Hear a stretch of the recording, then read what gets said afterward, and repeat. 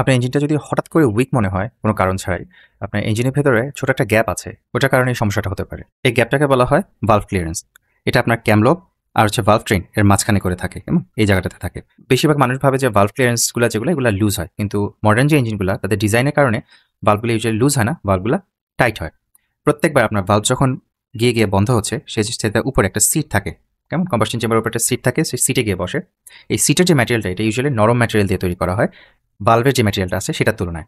তো প্রত্যেকবার গিয়ে সে যখন এখানে বসতেছে এই সিটটার মধ্যে, প্রত্যেকবার সে একটা টাইনি একটা হাইড্রোলিক প্রেসের মতো কাজ করতেছে। প্রতিটা মিনিটে হাজার হাজার বার সে যখন এই সিটের মধ্যে বাড়ি মারে, এই সিটটা যেহেতু সফটওয়্যার ম্যাটেরিয়ালের তৈরি, এটা হচ্ছে ভিতর দিকে ডেবে যায়। ডেবে ভালভটাও হচ্ছে আস্তে আস্তে ভিতরের দিকে ঢুকে। এই যে তখন এই স্টেমটা যেটা আছে, আপনি এই স্টেমটা যেটা দেখতেছেন, এটা উপরের দিকে উঠে যায়। উপরে উঠে আপনার যে ক্লিয়ারেন্সটা, এখানে যে ক্লিয়ারেন্সটা থাকে, ক্লিয়ারেন্সটা কমে যায়।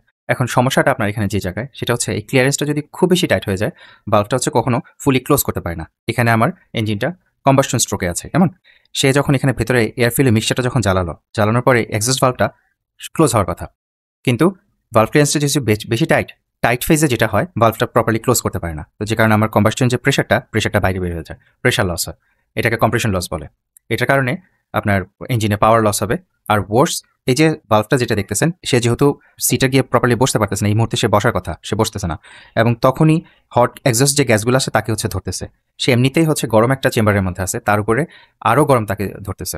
তো সে যে হিট লুজ করবে, সেই হিটটা সে লুজ করতে পারতেছে না, যে কারণে আলটিমেটলি ইউজুয়ালি ইনটেক না, কিন্তু এক্সস্ট যে ভালভগুলো, এই এক্সস্ট ভালভগুলো হচ্ছে যদি আপনার ভালভ ক্লিয়ারেন্স টাইট হয়, তারা পুড়ে যাবে, পুড়ে বাঁকা হয়ে যেতে পারে, কিংবা একদম লিটারালি ভেঙে পড়েও যেতে পারে। আর লুজ ভালভের ক্ষেত্রে আপনার কনসিকোয়েন্সটা হচ্ছে ক্যামলবটা যেহেতু আপনার ভালভ ট্রেনটার মধ্যে এসে একটু বেশি আগায় এসে বাড়ি মারতেছে, ছোট একটা হাতুড়ির মতো টিক টিক টিক টিক একটা সাউন্ড হচ্ছে আপনারা শুনতে পাবেন। এটা আরপিএম যত বাড়াবেন, এই tick tick tick tick sound হচ্ছে কনসিস্টেন্টলি তত বাড়বে। আরপিএম যত কমাবেন, এই সাউন্ড হচ্ছে তত কমবে। এটার কারণে আপনি টপ এন্ডে একটু পাওয়ার লুজ করবেন, কারণ তখন ইঞ্জিন প্রপারলি ব্রিথ করতে পারে না, ইউজুয়ালি টপ এন্ডে গিয়ে। অ্যান্ড নো, আপনার বাইকে কোনো ম্যাজিক্যাল কোনো নাম্বার নাই এই ভালভ ক্লিয়ারেন্সের জন্য।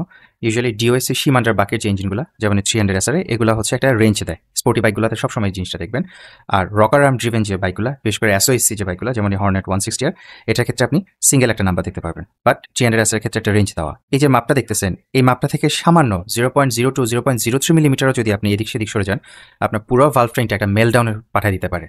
পুরো জিনিসটা খসে আপনার ইঞ্জিনের ভিতরে পড়তে পারে। এটার পিছনে একটা ডিপার সায়েন্স আছে। আমি এটা নিয়ে একটা ফুল ভিডিও হচ্ছে আমার মেইন ইউটিউব চ্যানেলে এক্সেল ডাইনামিক্সে সেখানে বানাইছি। আপনাদের সেই ভিডিওটা দেখার আমন্ত্রণ রইল।